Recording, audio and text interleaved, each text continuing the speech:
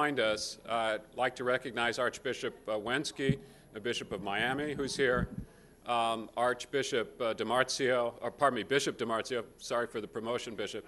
Bishop DiMarzio, Bishop of Brooklyn, who's here, and also the Auxiliary Bishop of Seattle, Bishop Elizondo. Welcome, bishops. I think we're about ready to go now.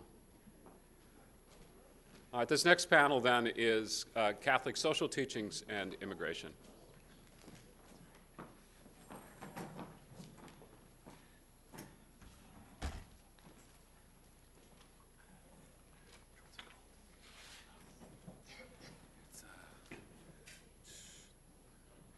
It's still not showing up for some reason. I don't know what's going on here. Put it on there. Oh, here, Catholic teaching. Try that one. Yeah, that's it. How do I go forward it and stuff? Okay, we'll have to go to presentation mode. Okay. Here, and then you use the arrow keys. Okay, great. Good morning. I want to thank everyone for coming. My name is Todd Scribner. I'm the Education Outreach Coordinator in the Department of Migration and Refugee Services at the United States Conference of Catholic Bishops. And I was been asked to moderate this panel on Catholic social teaching and immigration policy. So in 2003, the Catholic bishops of the United States and Mexico issued a joint pastoral letter, Strangers No Longer, in which they sought to measure, and I quote, the interests of all parties in the migration phenomenon against the guidelines of Catholic social teaching, and to offer a moral framework for embracing, not rejecting, the reality of migration between our two nations. Given the geographical proximity of the United States to Mexico, and that migrants from the latter comprise a large proportion of the migrant population entering the United States, the issuance of such a joint pastoral letter is not surprising. Since the pastoral letter was issued, and even before then, the United States bishops have become a leading voice and advocates in favor of comprehensive immigration reform and strong advocates for immigrant rights. Some critics of the bishops' position have contended that their advocacy in favor of reform is a purely self-interested pursuit that seeks to fill both the pews and the coffers of an American church that, without robust immigration, would be in decline. Such a perspective fails to take into consideration the multifaceted ways in which the Church has been involved in the immigration issue for well over a century, and as a collective body, has consistently engaged policymakers on this topic for some 90 years. Such a claim also fails to appreciate the long-standing moral bases for the Church's teaching on immigration and the importance of these sort of moral principles as a basis for policy. Clarifying the moral principles that shape church teaching on immigration and their relevance in the area of policy formation is an important area of concern for this panel. Also of interest are the diverse strategies that the bishops have engaged in throughout American history when seeking to influence the shape of immigration legislation on the federal level. So to help us in this task, we have three panelists, and I will name them, give a brief background based on their order of appearance. The first is Kevin Appleby. He's the Director of Migration Policy and Public Affairs at the Department of Migration and Refugee Services, which is at the United States Conference of Catholic Bishops. And he is the former Deputy Director of the Maryland Catholic Conference. Don Kerwin, who sits next to him, is Vice President for Programs at the Migration Policy Institute, and he oversees programs related to U.S. immigration policy, immigrant integration, economic development, national security, and regional and transatlantic migration. So he's busy. Finally, our third panelist is Maria Mazenga, and she's the education archivist at the Catholic University of America Archives, where she manages educational programs related to the American Catholic experience. I'd also just like to mention as well, if you ever get a chance, you should go to their American Catholic History classroom, which has an array of resources on the American Catholic experience. Recently, we coordinated, the USCCB and their office coordinated the development of a website on immigration and the Catholic Church. And it's targeted primarily for high school level, college level, teachers and students, and I think it can be used pretty effectively in the classroom. So I would suggest you go there. You can go to the Catholic University of America archives where you can get to it. Well, on that note, let me introduce Kevin Appleby.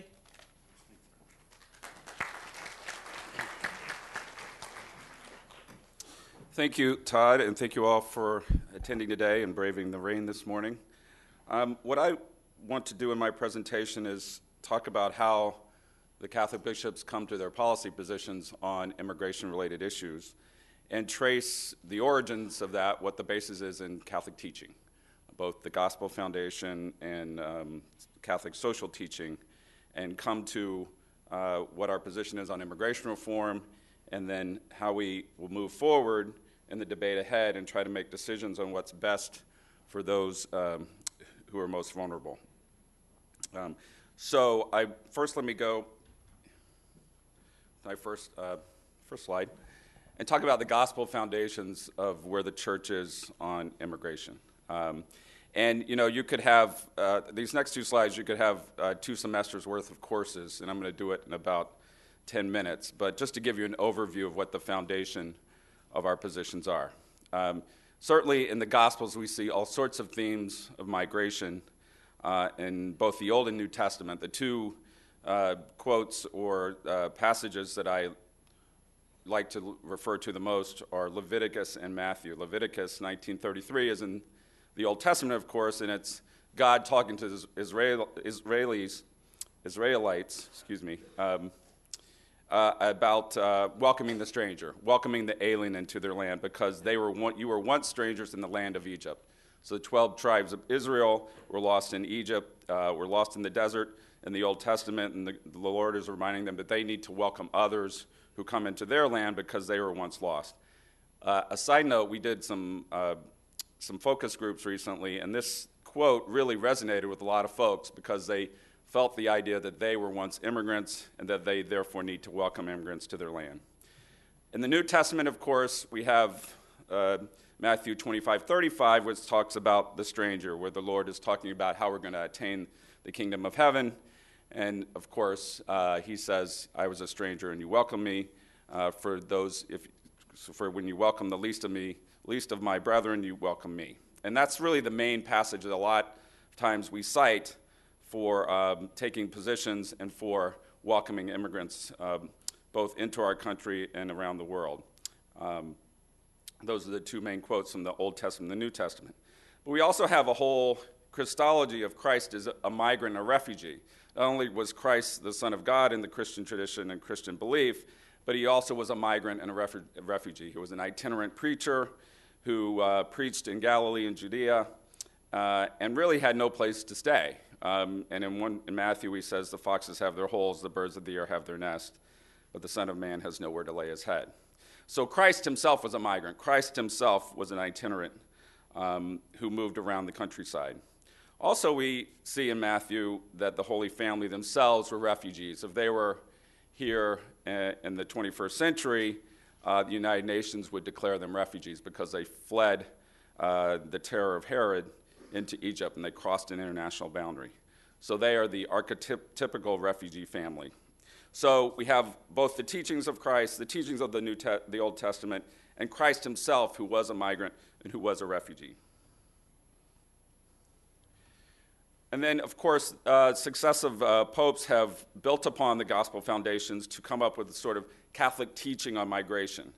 And there have been successive encyclicals and apostolic constitutions that have developed this teaching on migration and how the church views the migrant over the years. Of course, the famous first social encyclical was Rerum Novarum, which Pope Leo XIII was reacting to the Industrial Revolution and some of the forces that were released under the Industrial Revolution. And he talked about the right of persons to work, the right of persons to earn a living wage, the right of persons to organize, and the right of persons to work in safe conditions. It was a landmark encyclical reacting to the forces of commerce and the initial forces of capitalism that we see today.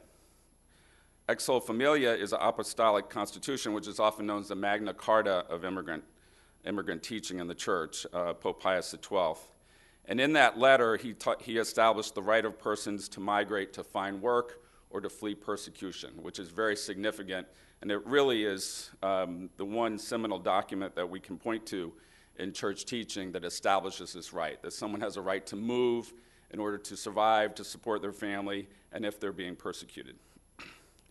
John the 23rd in Pacem in Terris, Peace on Earth, looked at migration from a universal perspective and talked about the obligation of nations to the international common good, that every nation has an obligation not only to the common good of their citizenry, but also to the citizens of the world, because all the goods of the world belong to all people. But John the 23rd also put some limits on migration.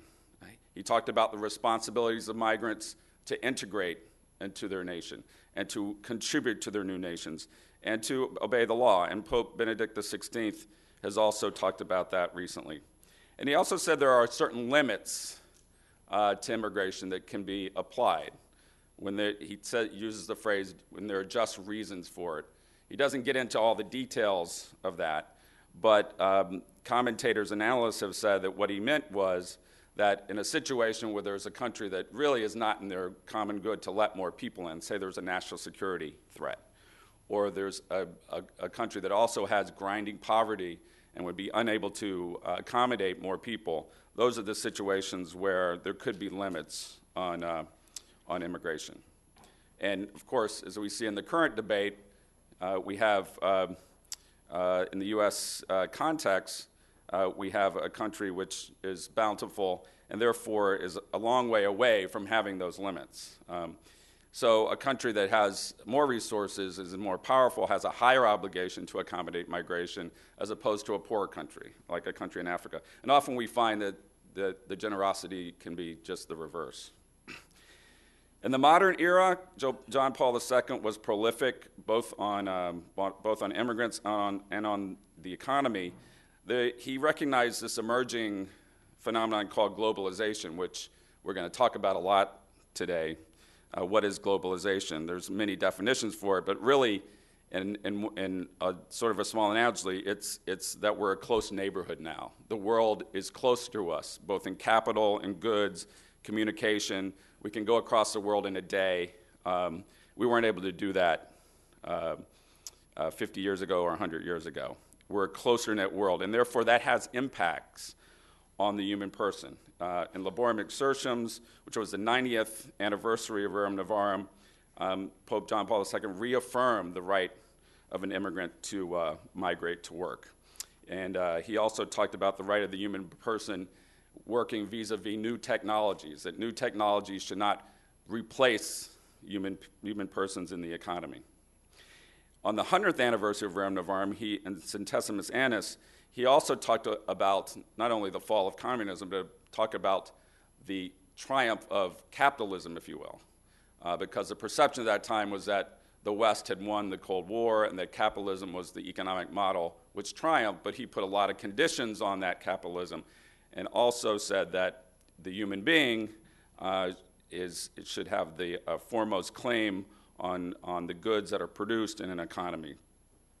And then lastly, our current Pope, Pope Benedict XVI, in Caritas in Veritate, again acknowledged this globalization that's going on, this new economy where we have multinational corporations very active in the economy. And he talked about the rights of the human person, and I'll quote him here. He says, quote, "Every migrant is a human person who, as such, possesses fundamental inalienable rights that must be respected by everyone and in every circumstance." That's a pretty broad sort of standard that our current Pope has put in terms of the economy, in terms of their rights, in terms of their right to move. John Paul II also contributed new teachings on those who are out of status, which is one of the main issues that we're facing today in this country, the undocumented. A lot of the popes use the World Migration Day as a way to send a message to the world about migrants. And Pope John Paul II did that on several occasions. In 1996, his World Migration Day message talked about illegal immigration and how it should be prevented. Now, what he meant by that was not building up the border to excess, but creating conditions so that people don't have to migrate. He also talked about how irregular legal status cannot allow migrants to lose their dignity, since the migrant is endowed with inalienable rights which can neither be violated or ignored. Pretty powerful words. He also said that countries should not exclude undocumented immigrants if they can accommodate them or scapegoat them because of social ills that they may have in their local areas. And he cited that the reasons that they should be accommodated is because of the situations that they come from, grinding poverty being his main example. And in Ecclesia in America, of course, he reaffirmed this, the apostolic exhortation he pronounced in Mexico City, where he talked about the rights of migrants and the rights of those who are out of status, which was quite a contribution. Our current Pope has focused primarily on children migrants. If you read some of his World Migration Day messages, it's been a focus on unaccompanied children, migrant children who have no rights in the world and who are moving because their parents send them somewhere to have a better life. And he also talks about families, the breakup of families. When he was coming to the United States in 2008, the second question that he answered on the plane over was about immigration. And he talked about how families needed to be kept together, that families cannot be broken up. That was one of his main messages. So from this rich tradition of papal teachings, the U.S. bishops in 2003 articulated 5 principles which should govern migration and govern how we look at public policy positions that the church takes. And I'll go through them real quickly. The first one is the right of the person not to migrate. In other words, the right of the person to remain in their homeland, be able to support their families in dignity. And that goes to the root causes of migration. What forces people to come to the United States or to other countries in order to search for a better life? They have a right, however, to stay where they are, to stay in their home communities, and to be able to earn a living in dignity and not be compelled to migrate. So that's the first principle, and it actually is the long-term solution to the issue. Secondly is the right of the person to migrate, and we've seen that in Pius XII and John Paul II, that a person does have a right to migrate in order to support their family. Thirdly is the sovereign's right to control the border. We saw that in Pius XII and also in John the 23rd, that the sovereign has a right to maintain their border. And Pius XII was writing just in the aftermath of the Second World War, as you recall. Refugees and asylum seekers who are fleeing persecution should be protected to the greatest extent possible, and finally, the rights and dignity of the undocumented should be protected. And of course, John Paul II was one of the champions of that principle. Now, if you look at these principles, you look at number 2 and number 3, and you say, how are those reconciled? And I know Don's going to get a little bit into that, but there are reasons. Let me explain a little bit. First of all, in these situations, these rights are not absolute rights, as we consider rights in law. There are rights that have some conditions to them. The sovereign doesn't have an absolute right to protect its borders at all times from the church perspective, and the migrant might not have the right to migrate at all times. There's a sort of test that you look at. It's a balancing test, which favors the human person, that the presumption should be that the human person should be able to migrate, but as I said, there are conditions where a country may not be able to accommodate that migration. A national security consideration, for example, if there's a war. If there's a situation where the leaders in good faith determine that allowing more immigrants into their country is not in the common good of their citizenry. And that can be debated, certainly, and we certainly debate that now. But the balancing test should favor the human person. And lastly, in all cases, human life and human dignity needs to be preserved. So when we apply enforcement measures, we need to protect human life and certainly protect the human dignity of those who are undocumented. So in applying these principles, I'm going to use our immigration reform position to apply these principles and talk about where the bishops are in terms of reforming our immigration laws. There are several elements to our position. First and foremost, of course, is legalization, which is really the primary issue in the immigration debate in this country. It's sort of the axis around which all the debate occurs. And And of course, the Catholic bishops believe that the 11 million in this country should be brought out of the shadows, should be given a chance to earn their legalization and their citizenship. And that applies to two of the principles, that undocumented should be protected, their human life and dignity should be protected, and that there is that right to migrate. The bishops will make the argument in the public square that our system, as it's constituted, does not accommodate that migration to the degree that it should, that it's a broken system, and that it needs to be updated to accommodate that. So legalization would be the two principles under the undocumented and the right to migrate. Future flows, what I mean by that is a worker program of some sort in which there are legal visas for people to come in a regulated way, in a safe way, in an orderly way, and to have certain protections. And of course, that would be the right to migrate. Right now, we do have that. We have future flows, and they're all undocumented, and they're coming into this country, but they have no legal avenues to come in. There are only 5,000 green card slots for unskilled workers to come into this country, and as many as 300 to 500,000 a year come into the country and get jobs within 6 months. So in order to protect their human dignity and their human lives, we need to have some sort of legal avenues for them to come. Family unity, we need to update our family reunification system so that families are able to be reunited in a timely way, and that responds to the principle on the undocumented and the right to migrate. Due process. In the last 20 years in our laws, we've eviscerated due process for immigrants, that they don't have the right to make their case in court, that they're detained unnecessarily, and that judges don't have the options in some ways to provide them relief. That applies to several of the, you can apply that to several of the principles, right to migrate, refugees, asylum seekers, and the undocumented.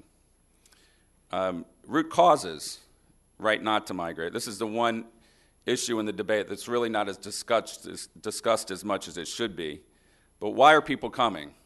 Why? What can we do in our economic policies internationally to ensure that they're able to stay in their communities and earn a living in dignity? And that would go to the first principle, which is the right not to migrate, which the church argues is the long-term solution. And lastly, enforcement measures. Certainly the church supports the right of the sovereign to protect its borders, to enforce its laws, but it can't be done in a way that doesn't respect human life and human dignity. And we make judgments on different enforcement initiatives every day in this country. And a lot of times the bishops are falling on the opposing side because a lot of times these enforcement measures could be implemented in a more humane way than they are.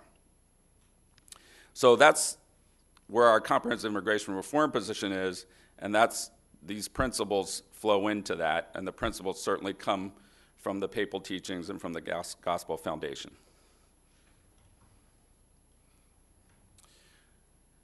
So when we have a bill and it's got all sorts of provisions in it, some good, some bad, it's a tough decision, and the bishops will have to make decisions, and they have made decisions on different policies, both in the past and moving into the future. What are some of the elements that they look at when they take a position on a bill? First of all, of course, you take a bill and you say, how do the current policy, how do the provisions in this bill honor or violate the principles that I've put forth? So you make a list of those principles, look at the provisions. Does it enhance this principle? Does it diminish this principle? And then you look at the whole bill and you decide, does it improve the common good? Does it improve the rights of immigrants overall? And again, this can be a judgment call. And as the debate is going in this country, we're going to have to make some judgment calls in the future that might be coming our way. Just to give you a hypothetical, the undocumented population, we're going to give them legal status but not a chance to become citizens. What do you do in that situation? It's a good question, and the bishops will have to make a decision on that. But making the perfect the enemy of the good is a principle that needs to be heeded to. That if we are able to, sorry to use a football analogy, if we are able to move the ball up the field a bit and not take a loss, then it's worth supporting. Now, that's not always the case. Sometimes there are some poison pills that you just can't swallow, and we just have to take that as it comes. But you have to make a judgment as, are you improving the lives of immigrants? And of course, we always have to remember that this is a long debate and a long haul. And I've learned this in my 12 years here at the conference, that getting immigration reform is going to take a little bit longer than we thought, and we might have to look at it in a more incremental sort of pace than all at once. So we have to take that into consideration, that this is a debate which will be ongoing, and even if we do pass the immigration reform bill, we'll continue to have this debate. Let me just conclude with a quote. And this is something, again, I've said this a couple times, but this is something that's really unique to the church and what the church brings to the debate that really no other advocacy group does. And that's that we have to look at the global economic situation and create a world in which there are, not poor countries and not poor communities. And globalization is sort of exacerbating that at the moment. We have to look at policies and make sure that those who are risking their lives and crossing borders don't have to do that, that migration is driven by choice and not necessity. And you see the quotes here. I won't read them, but those are the quotes of Pope Benedict XVI as he flew to the United States in April of 2008, that this is the long-term solution to the problem. It might seem like pie in the sky to some, but it's something that the church has to advocate for and has to keep their eye on. It's our answer to the border wall. So with that explanation, I will sit down and let Don talk.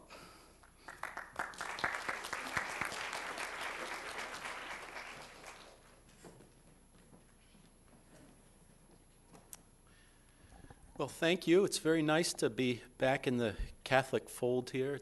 Todd, for those who don't know, I actually worked at Catholic Legal Immigration Network for 16 years. And so it's really great to see so many kind of valued colleagues and friends. Kevin and Todd asked that I speak about sovereignty, human rights, and kind of a related concept to sovereignty, the rule of law, which I'm happy to do. So I think on human rights, the Catholic Church, and particularly migrant rights, uses the language of rights to speak about migrants, newcomers, and sending and receiving countries. However, it views rights quite differently than secular activists do. First, to the church, rights always entail responsibilities.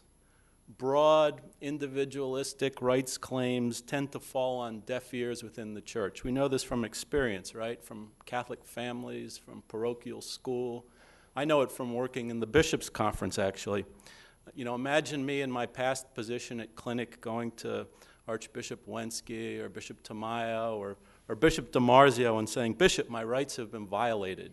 It wouldn't have gotten me very far, right?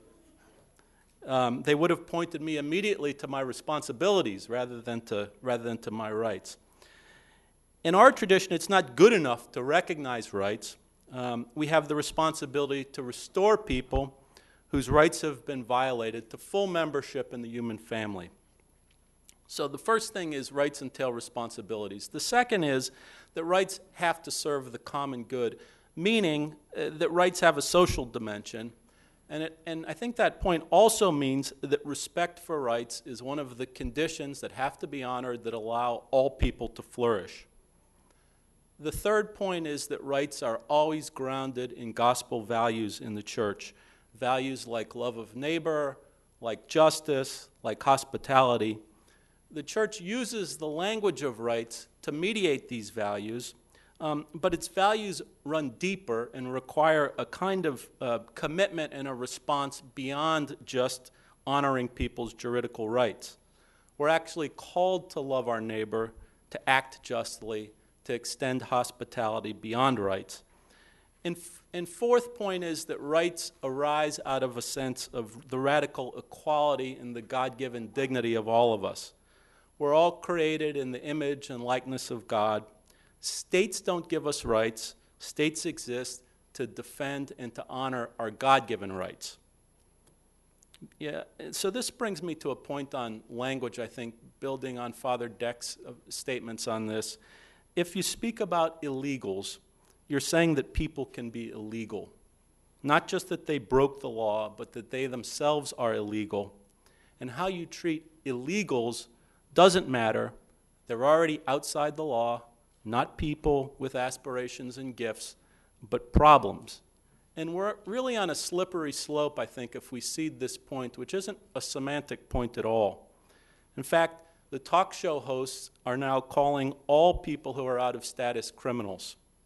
Though being out of status, of course, isn't actually a crime, and it certainly isn't a crime in Catholic teaching.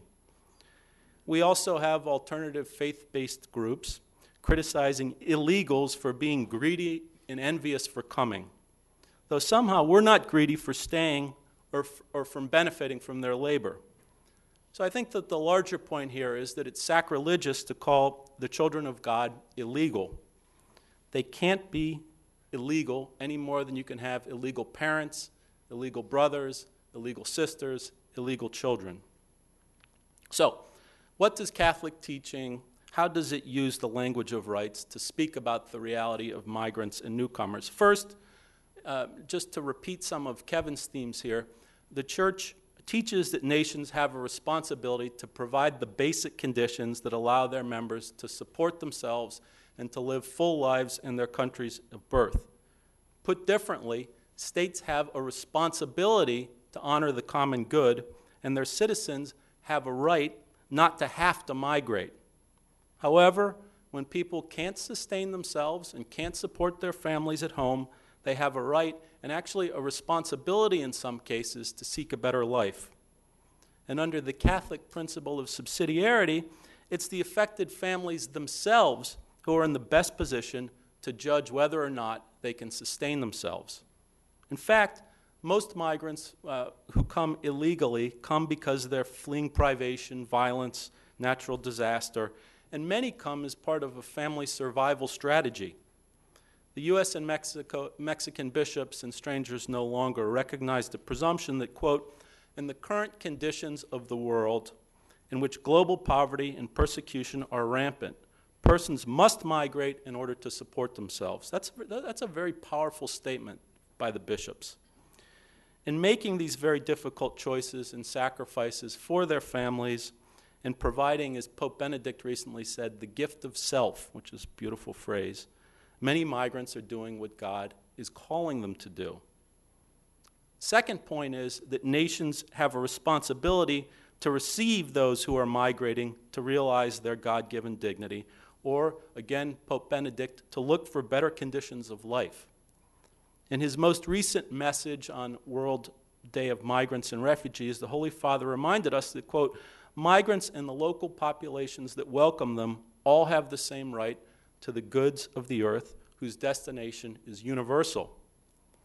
Third, immigrants have a right and a responsibility to contribute to the good of their communities.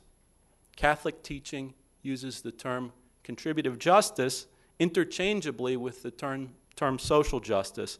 The idea is that social justice requires states to allow their members to contribute fully, and the common good extends to people without immigration status. Prior to the nation's last great legalization program in 1986, the U.S. bishops made this point quite clearly. This is what they said: it is against the common good and unacceptable to have a double society, one visible with rights and one invisible without rights, a voiceless underground of undocumented people. The bishop, the martyr of El Salvador, Archbishop Romero, said, quote, that the common good will not be attained by excluding people. We can't enrich the good of our country by driving out those we don't care for. Sovereignty. What about the responsibility of sovereign states to control migration? The Church recognizes this authority and this responsibility, but it teaches, as Kevin said, that border control is not an unqualified right. Rather, this responsibility has to be tempered with a commitment to safeguard the rights of migrants. It must be exercised in ways that further the common good, and it must reflect the very purpose of states.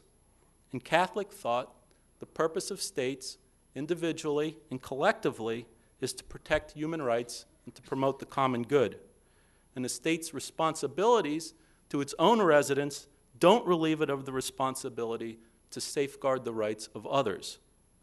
Pope John the 23rd in Pacem Terris said that the purpose of civil authority is not to confine its people within the boundaries of their nation, but rather to protect, above all else, the common good of the entire human family.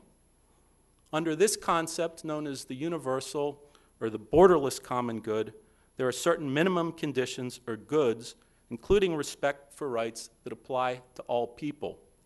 And it's untenable for a state, in the name of sovereignty, to exclude migrants at its borders who were driven there, at least in part, by the failure of sovereign states to respect rights and to secure the common good.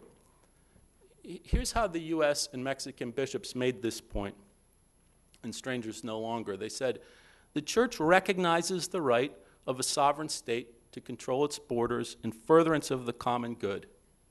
It also recognizes the right of human persons to migrate to realize their God-given rights. These teachings complement each other.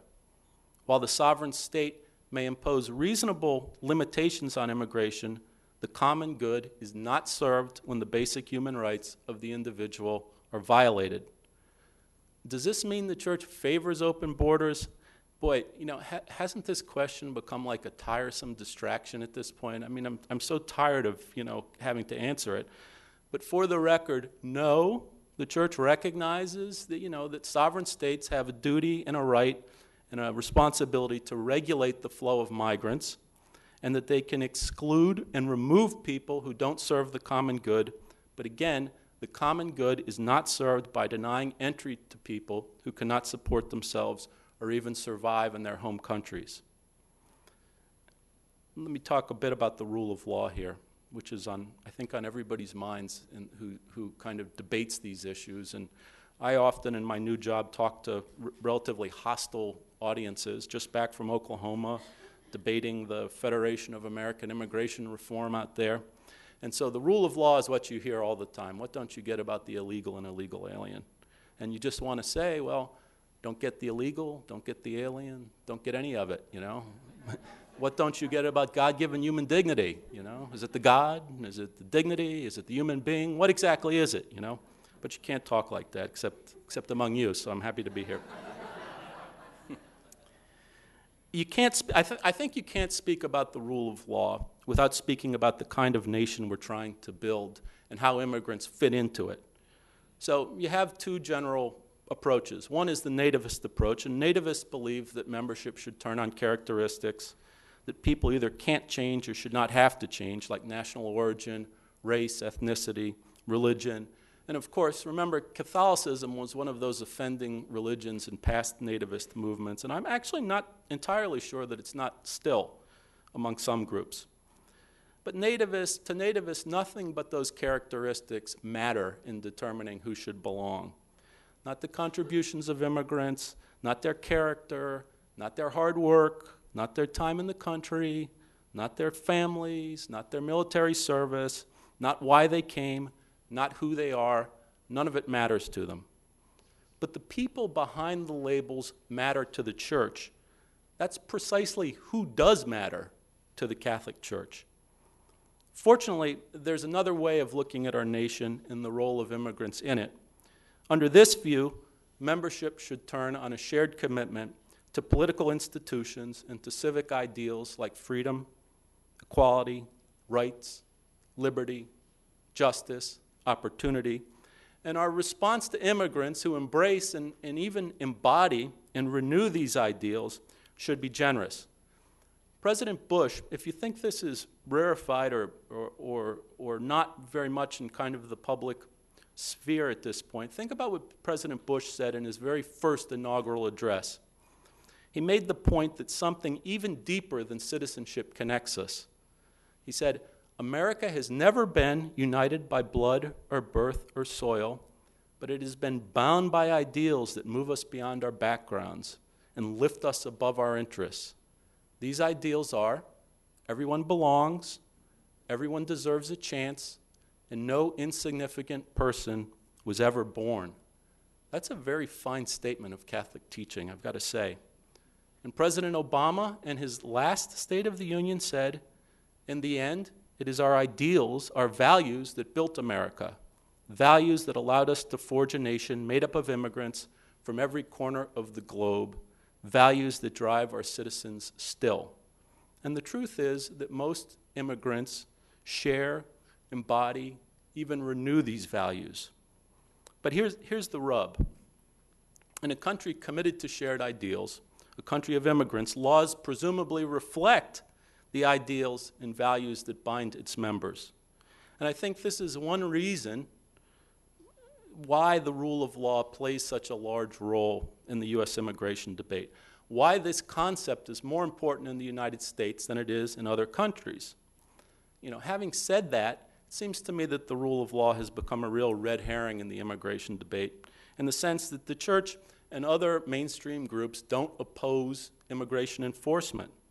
They argue over how the law should be enforced. They argue over whether it can be effectively enforced without broader reform, but not whether it should be enforced. The rule of law doesn't mean 100% enforcement of every law on the books. We're never, ever going to seal the border or to rid the nation of all of the people without legal status. What the term meant in its earliest and still means in its most basic form is that leaders need to be bound by the law. But just following the law, which totalitarian governments excel at, can't be the full meaning of this term, right? Otherwise, North Korea would be the great champion of the rule of law. When the ABA, the American Bar Association, or other entities evaluate nations for compliance with the rule of law, they're looking at the ends that laws serve, like respect for rights, and they're looking at how those laws operate. And we know that our immigration laws, while generous in many regards, violate basic rights. For example, they separate families for years, and they make compliance nearly impossible by pitting legal duties against family unity. Nor do they reflect our labor market needs, not in boom times or in bust times. In addition, our laws are retroactive, they're inconsistently applied, they lack discretion, and the punishments are disproportionate.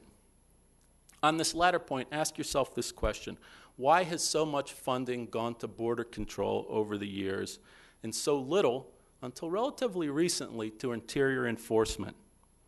I think it's because with interior enforcement, you're dealing with people who are members of U.S. families, who work, who attend church, who have often been here for years, and who are part of the fabric of their communities and countries. To deport these people has consequences beyond a simple deportation. It can be a permanent separation from family. It can be a permanent cutting off of all means of support. It's a disproportionate punishment in a lot of cases. And complicating the issue on the rule of law is, folks, we're all complicit in the fact that so many people are here without status. We know that immigrants have risked their lives to come, but they work here, they find work here, and we all benefit from their labor and lower cost goods and services. Our politicians, here's a dirty little secret, our politicians, even those who favor immigration restrictions, have regularly intervened with immigration officials, urging them not to enforce the law in particular situations. They need the workers. A system that honored the rule of law, it seems to me, would seek to delimit rights and responsibilities within the law. It would allow for more legal, regulated admissions under the law. However, the trend has been to put more and more behavior, work, housing, mere presence, outside the law's protections, to make it all illegal. Ever since our nation has had immigration restrictions, we've had groups that were excluded from membership who shouldn't have been. There have literally been dozens of laws since the 1920s to correct these anomalies for refugees, for workers, for students, for long-term residents, for others. Dozens of laws. The number of people that have been legalized under those laws have been many times more than were legalized in 1986. Yet every time we hear the rule of law and the immigration debate, it's to argue for harsher treatment of those who entered the country illegally. For example, the effort to end birthright citizenship for the children of unauthorized immigrants has been supported on rule of law grounds. As a lawyer, I myself think it offends the rule of law to treat the 14th Amendment as an immigration loophole and to try to repeal it without amending the Constitution. But as a Catholic, I must say, I'm totally outraged over what would surely destroy the prospects of generations of children born and raised here, and would surely increase illegality in our country. And don't think that the attack on birthright citizenship is the ultimate goal of the restrictionist movement, and that there aren't life issues at play in this debate.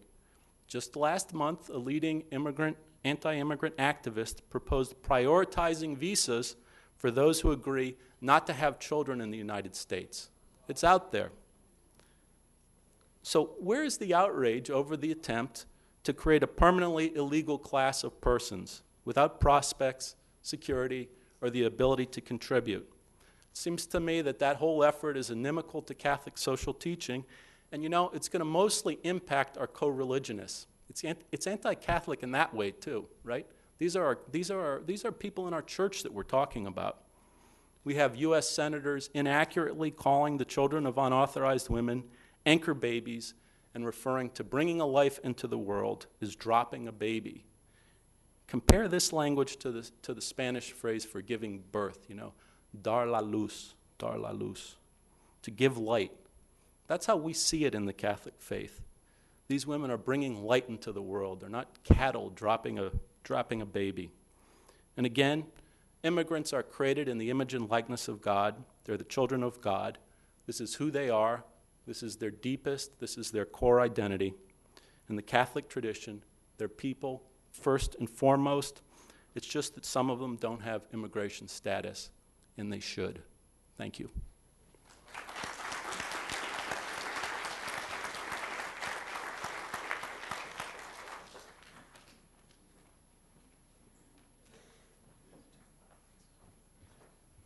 So I'm going to take a historical approach to this question of policy and the Bishops' Conference. And I want to make two major points. And I think what I'll do is I'll start with the origins of the Bishops' Conference and policy toward immigration.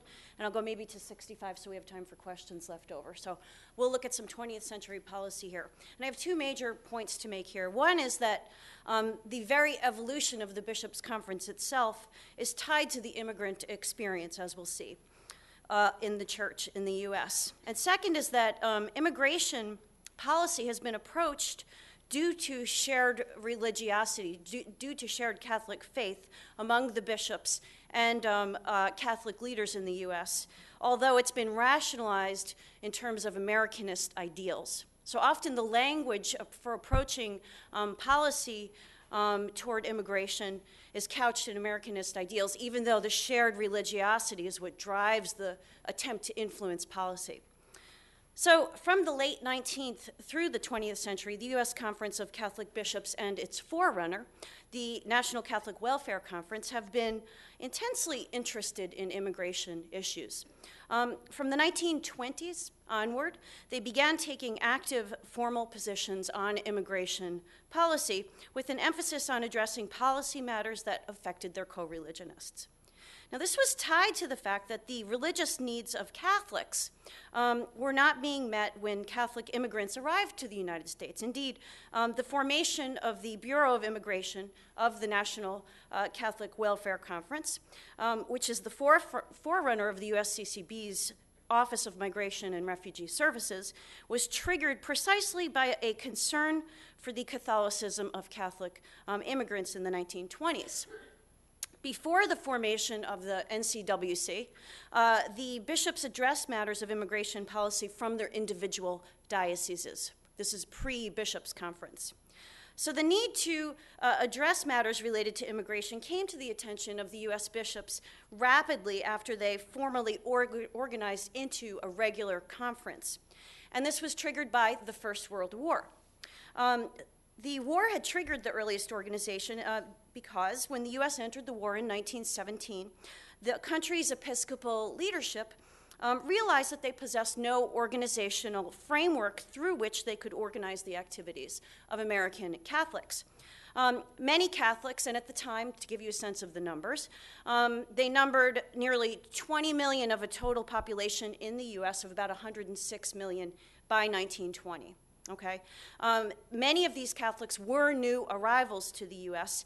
and needed assistance in many of the issues that we see rising today, too, establishing jobs and homes before they could contribute, in this case, to the war effort. In addition, the ethnic parishes that had been cropping up in urban areas had no real framework for cross-parish cooperative action due to linguistic and cultural differences, and there's some familiarity here. So what happens is a group of prominent clergy meet in August of 1917 at the Catholic University here in D.C. to establish a National Catholic War Council. And this is intended to streamline and organize the activities of American Catholics on the home front and overseas during the war. And the delegates select the Paulist editor of the Catholic World, Father John J. Burke, to head the organization at first. He's the first general secretary. So the American hierarchy soon realizes that this wartime organization might serve the national Catholics in peacetime as well.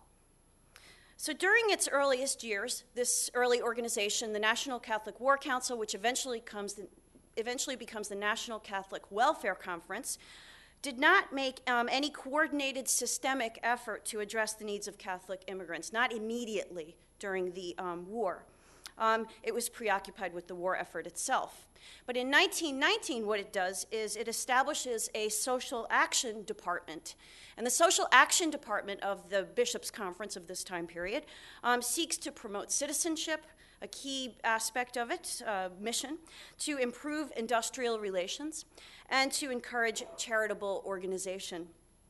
And the complexity of post-war society makes the mission of the NCWC's staff more difficult. We've got the upheavals of the war generating general social and economic unrest. At the time, you had a suspicion that immigrants were agents of communism and socialism, that they were behind labor and social unrest of the period. There was the fear that Russia's Bolshevik Revolution of 1917 might spread to the United States. There was a Red Scare going on at the time, a general fear that communist forces would violently overthrow capitalist society. This grips the nation between 1917 and 1920, and much of the anti-communist and anti-radical hysteria was directed at immigrants who were suspected of importing dangerous ideologies into America. So, influenced by such circumstances, the Social Action Department, who is managing the immigrant situation at the time, set as one of its chief tasks the Americanization of foreign-born Catholics, educating new arrivals about American government, training them to adapt to American culture, and in fact teaching them to embrace many of the aspects of Anglo-Saxon society at the time. This is how they saw their mission. There were parochial schools and adult citizenship classes. There were civics publications, such as civics catechisms, and classes intended to Americanize the immigrants of the time period. So this is the early assistance offered by the organized bishops' conference of this time period through this social action department. Now what happens is that 1920, an issue arises. And it arises specifically because of the efforts of a Seattle lawyer and former Texas congressman and Catholic named Dudley Wooten. And what Dudley Wooten does is he alerts Father John Burke, the general secretary, to the possibility that Catholic immigrants at Ellis Island were being served, assisted, and influenced by Protestant organizations. Wooten had been told that because the Communist International Workers of the World, the IWW, for those of you familiar with this history, were attempting to influence the immigrants to Ellis Island, what government officials did was they placed them under the care of the YMCA, which would then essentially put them under Protestant influence until they reached their destinations. Now, this made Wooten irate. He implored Burke to use the NCWC to put an end to this, quote, palpable attempt to place the immigrant population under the control of anti-Catholic and Protestant propaganda, under the compulsion of the government itself, unquote. Now, in response to the complaints raised by Wooten, Burke held a staff meeting in 1920 to establish the Bureau of Immigration, the forerunner of the Migration and Refugee Services, in 1920. And Bruce Moeller, who had served as a Red Cross commissioner during World War I, was selected to head this new bureau. So Moeller and his staff immediately began setting up offices in several cities in the U.S., mostly on the East Coast, but eventually operations would extend to the Mexican border and to the West Coast. And they would assist incoming immigrants upon arrival in multiple ways. So though the new Bureau of Immigration focused on addressing the immediate needs of immigrants, they quickly realized that they would have to attempt to influence policy matters and legislation as well, because, alas, a new wave of immigration policies were now being proposed and put into place.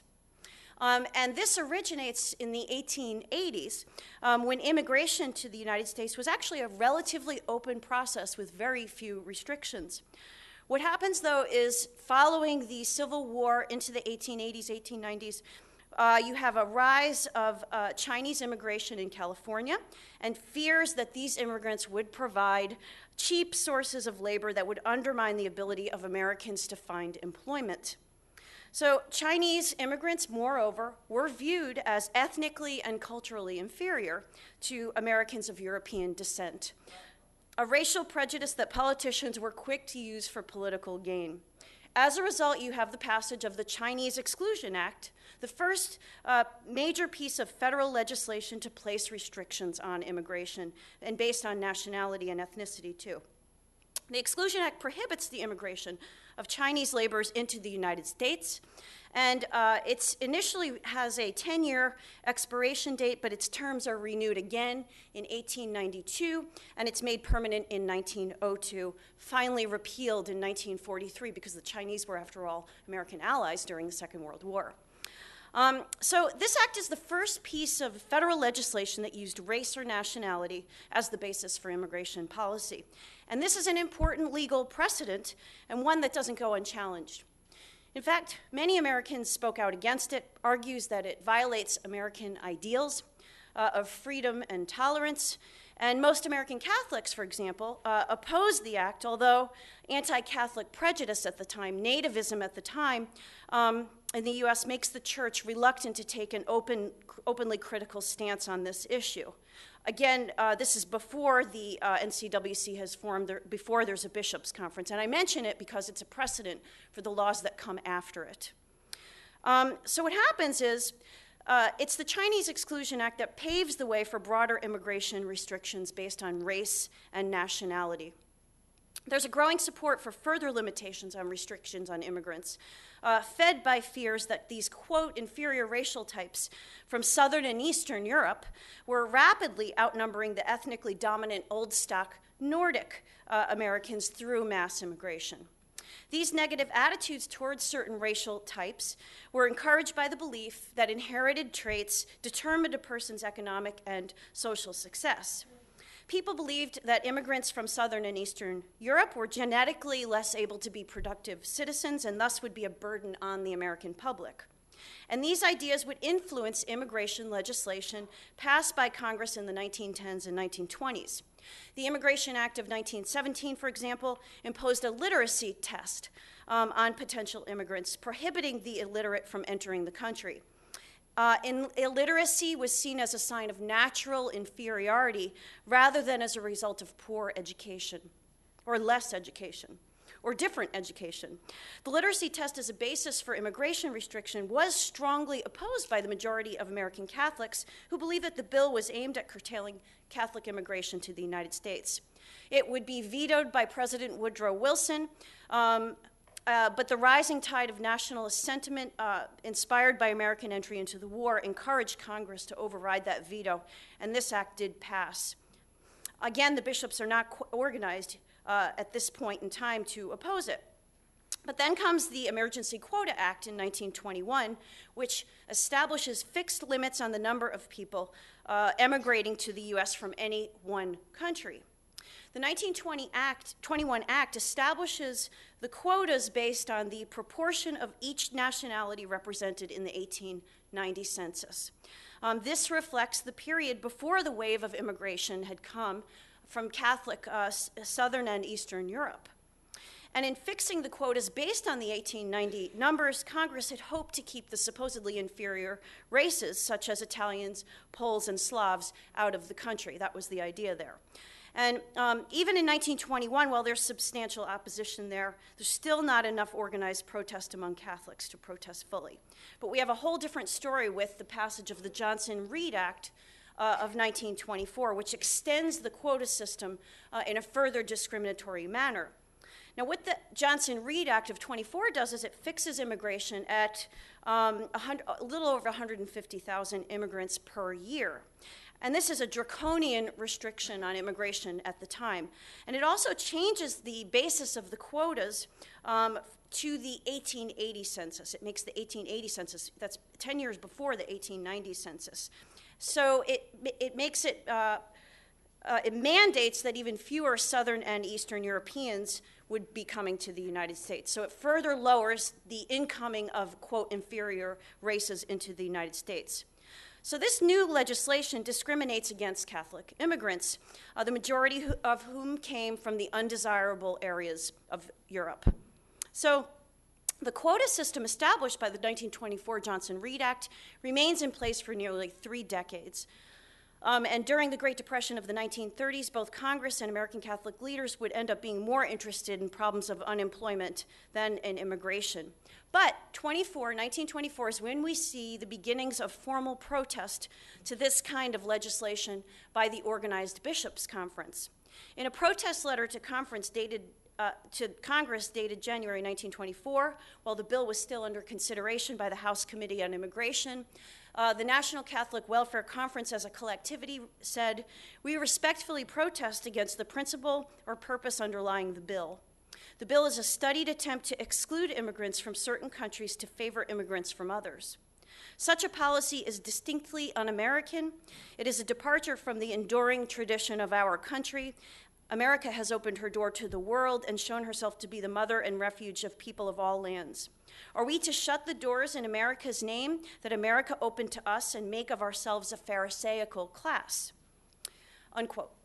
So the protest letter then goes on to say that Americanization should be the goal, that the series of civics handbooks that they're creating, their Americanization program, the bishop's program, has welcomed all nationals toward this end, that they would eventually Americanize and fit into the broader society. But the bill, of course, passes into law. Then with the start of the 1930s and the start of World War II, the question of immigration is raised once more, especially in regard to the refugee crisis in Europe in the 1930s. And what we have here is a new interest on the part of the U.S. Catholic bishops in dealing with the refugee situation and then displaced persons. So we have a broadening out of interest. A committee on Catholic refugees is formed in the late 1930s, and this committee constituted the origins of the bishop's interest in refugees and displaced persons. In fact, it originates with policies toward Nazi policies toward Catholic refugees. War Relief Services Catholic War Relief Services was started in World War II, headed by Edward Swanstrom to assist these groups as well. And in the post-war years, Catholic Relief Services assisted displaced persons, and the Catholic Committee for Refugees assisted wartime refugees. So what we have then is in 1965, the Seller-Hart Act, which precipitates the merging of these 3 groups into migration and refugee services, and they serve several functions and broadens their focus outside of the immigration exclusively to the U.S. Now, closer to home, however, during the war, if we go back to the war years, American farmers are experiencing a dramatic labor shortage. And this is going to be met with Congress's introduction of a guest worker program in 1942, as it was called. Beginning in September of that year, 500 Mexican laborers were given temporary admittance to the United States in return for agricultural labor. And these workers, of course, came to be known as braceros. They, quote unquote, braceros. And they worked primarily as seasonal farmhands in southern and southwestern states. And over 5 million of these laborers worked in 24 states during the course of the guest worker program, which was discontinued in the early 1960s. More on that shortly, but this is the origination of that program. Now, in 1947, Congress launches a comprehensive review of American immigration laws. And the review culminates with the passage of something known as the McCarran-Walter Bill in the summer of 1952. And this is known as the Immigration and Nationality Act. And this 1952 legislation revises and restructures immigration policy in the United States, although it does maintain the national origins quota system put forth in 1924. It's originally vetoed by President Truman in June of 1952, but Congress quickly overrides the veto. And the Immigration and Nationality Act of 52 is the first major piece of legislation since the 1924 National Origins Act that established the quota system. Like its predecessor, the McCarran-Walter Act reaffirms the use of quotas based on nationality and race. And this new legislation, however, establishes a preference system for determining priority of admission for each quota. Family reunification is emphasized here, and job-related skills were given preference over other skills. Now, opponents of the McCarran-Walter Act object to the bill because it maintains the quota system for immigration. Like the opponents of the 1924 Johnson-Reed Act, those who oppose McCarran-Walter argue that the quota system was unjust, racist, un-American, and even un-Christian. For example, at this point, you've got America Magazine, the Jesuit magazine, of course, saying that it, quote, flatly contradicts the basic concept of Christian brotherhood as proclaimed by St. Paul, unquote. Proponents, on the other hand, counter criticism of the bill by emphasizing its economic and national security benefits. So these are the two sides of the debate, and we see how ideology comes to inform the debate yet again. Over the quota system, is the quota system a distortion of American values, or does it help keep America safe? So these two are in tension with each other. So those in favor of immigration restriction warned that a more open immigration system would make it easier for communists to infiltrate the United States, which plays on American fears of communism in the early years of the Cold War. Those who favor a more liberal policy also used foreign policy as the basis for their arguments. Senator Herbert Lehman, a fierce opponent of the McCarran-Walter legislation, I'll wrap it up real quick. He states that the racial philosophy supporting the bill is similar to the worldview espoused by Nazi Germany. So this puts the Bishops' Conference in a difficult position. And the Bishops' Conference ends up supporting the McCarran-Walter Act, but they also begin working hard on the passage of new legislation that's going to abolish the quotas, and that's where I'll end, with a brief look at the 1965 legislation and the ending of the national quota system. So the decade following the passage of the McCarran-Walter Act witnesses the continuing efforts of the Bishops' Conference and others in the quest for new legislation that would eliminate the quota system. And in 1965, Emanuel Seller from New York and Philip Hart co-sponsor a bill which would abolish the quota system entirely. And it passes. It passes with the support of the Bishops' Conference. And it's at that point that we have the ending of this particular quota system, and the National Catholic Welfare Conference is integral to that process. And at that point, there's advocacy efforts on the part of the Bishops' Conference, and the 65 Act actually leads to a substantially more immigration from the Western Hemisphere, for example, and it changes the complexion of migration to the United States. So, I guess I'll end there. I was going to go on into the 1980s, but that's a very short and dirty history of the bishops' involvement in 20th century immigration.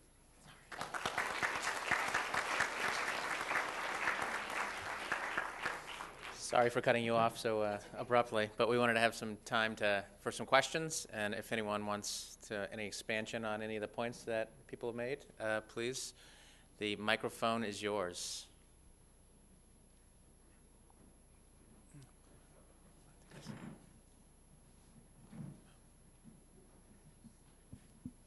Quickie question. In the period of the 1910 to 1930, what was the role of the Bishops' Conference with respect to the almost 1.5 million Mexicans that left the interior part of Mexico for Colorado, California, Arizona, New Mexico, and Texas. That's your question? Yes. Okay, yeah. Well, initially, there was a lot of interest on the part of a range of Catholic priests that were down actually in San Antonio. Can you hear me? So, that were in San Antonio. And we have correspondence in the archives from the Bishops' Conference papers talking about this. A man named John Slattery, in fact, who had been working with Mexican immigrants on the border, wrote to the Bureau of Immigration early on and asked for assistance for Mexican immigrants in San Antonio specifically. And eventually the the bishops would send staff and there would be an office in San Antonio, but they did not do it before that they started ministering to European Catholics. As far as addressing issues about the migration of those immigrants up further north, I haven't seen documentation that they actually were working with those immigrants. Have you, Todd? I haven't. Yeah. So they started working with these Mexican immigrants a little bit after they had started working with European immigrants. They established, what was it, San Antonio? San Antonio. San Antonio, I think in There was 1922. a branch in San Antonio. Yeah, branch in like 1922, 1923. So it was really directly after they took on their work in New York that they began working on the Mexican border and sort of in similar function as to what they were doing at these other ports of entry. And whether they worked with them as they moved up further north, Not that I know of. something to look for. Thank you. Did you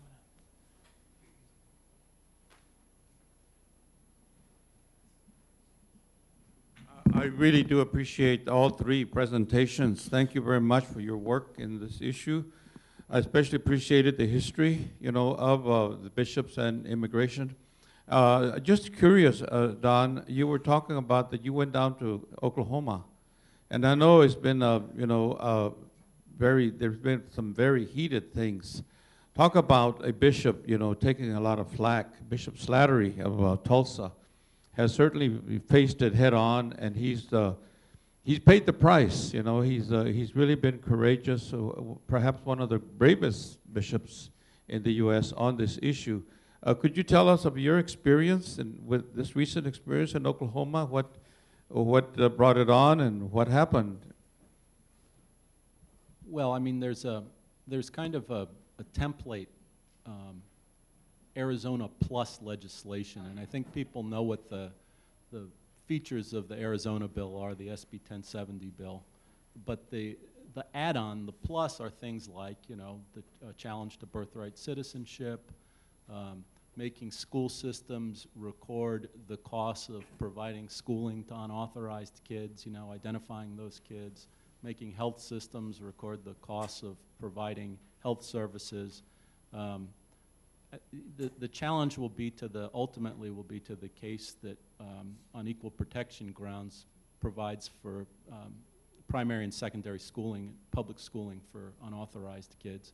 And of course there'll be a legal challenge ultimately to birthright citizenship. So it's those things plus making work illegal. Of course, the law right now requires employers to go through a verification process, but actually work is not illegal under federal law, and to make basically being unauthorized illegal under state law as well. And you remember under federal law, Congressman Sensenbrenner's bill of several years ago tried to do that, and there was a huge hue and cry about that, and the bishops protested that quite significantly. So it's what's known as Arizona Plus legislation. It's happening in Pennsylvania, Oklahoma. They're considering it in a number of countries, and that's in Texas perhaps as well. And that's what we were there to talk about and to debate in front of the Oklahoma Journalism School and a number of journalists that came in for the session from around the country.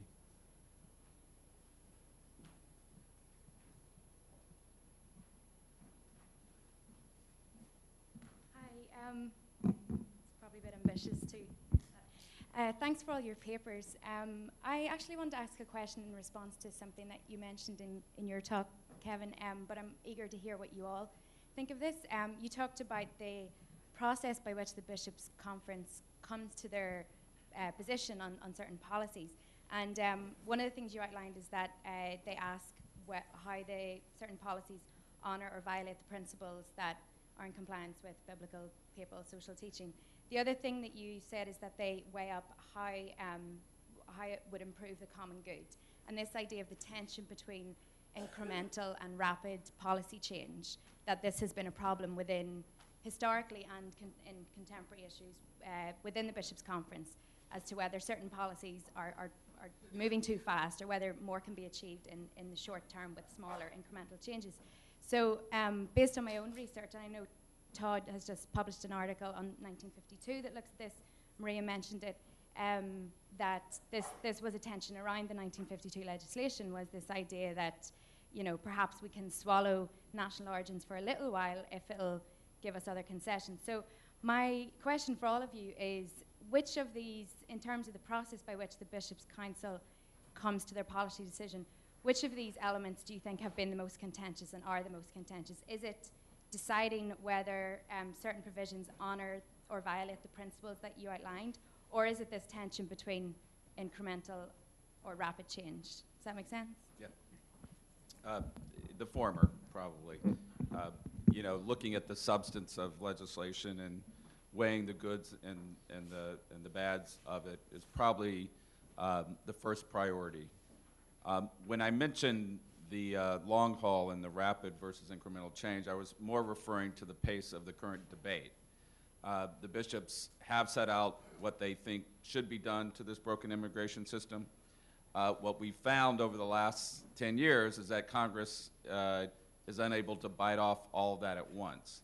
So, you know, the bishops are looking at a longer time period in which we can make incremental improvements over time. That's not to say that if Congress was enlightened tomorrow and passed a bill that included all our elements, we wouldn't certainly support it, but that we need to be more strategic in trying to make incremental change over time.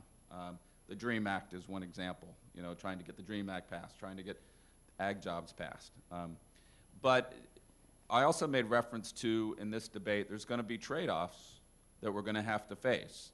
There might not be enough political support to get, as Foreign Secretary Castaneda once said, the whole enchilada at once. And so the bishops will have to decide between, do we take this enforcement provision versus this legalization provision? And we can't make that decision until we're presented with it. In 2007, for example, the bishops opposed cloture on the immigration bill, which surprised a lot of people, but the bishops concluded that the bill was so radically changed in the wrong direction that they thought it would be better that it died than if it passed, because the family immigration system was really eviscerated in that bill. So that was one example where the bishops, even though they wanted change in the system, didn't want that type of change. Could I just add that that's a learned behavior? in the sense that in the 1920s, there was simply a formal protest to legislation that was being proposed, the 1924 Johnson-Reed Act. And so as I think the bishops became more integrated into the system and how to work within the system, as anti-Catholicism and general society lessened, they learned how to play the game a little bit more.